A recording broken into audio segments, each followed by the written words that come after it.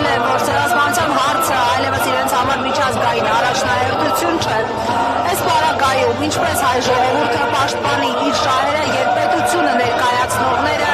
նախ կասկած են սերմանում եղելության հանդեպ, հարցեր են բարձրացնում, օրինակ Սփյուռքում մեր մեղքերն էլ պետք է փնտրենք, մեր սխալները փնտրենք, ավելին նշում են, որ ովքեր բերեցին այդ օրակարգը, ինչ որ հղումներ են տալիս մինչև 1930 թվականը, ասում են նման օրակարգ չի եղել, ինչպես հայ ժողովուրդը այս պայմաններում շարունակի պահանջատեր մնալ, շարունակի ապրել հավատով, որ արդարությունը կվերականգնվի։ Եթե չեմ սխալվում, այս շենքում վերջին կառավարության նիստերից մեկում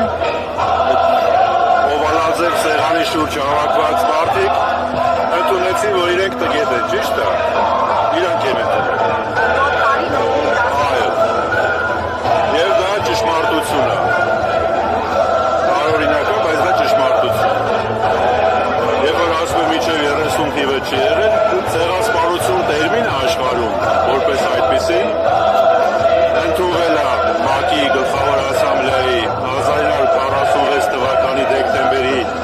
9-ի բանաձևով որպես մարդկության դեմ գործած հանցագործություններ, ոճրագործությունների դատապարտելի երևույթ ամբողջ աշխարհի համար։ Հետևաբար մինչև 30 թիվը 30-ականները ոչ մեկ չէր կարող դրանով զբաղվել։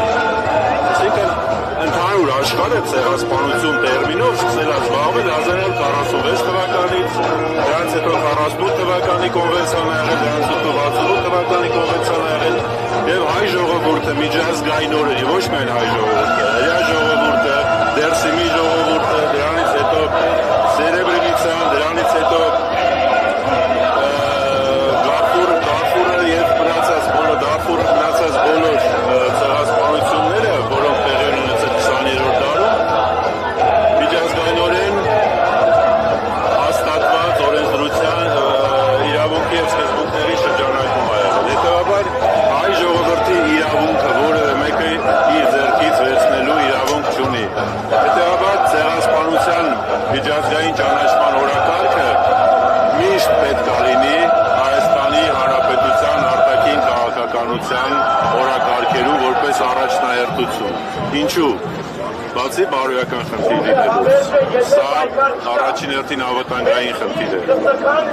սա անվտանգային ռազմավարական խնդիր է, այնպես ինչպես հրեաներն են հոլոկոստի հարցը շարունակում միջազգային օրակարգում պահել, որպես իրենց իսկ պետության եւ հրեականության անվտանգային հարց, նույնը մենք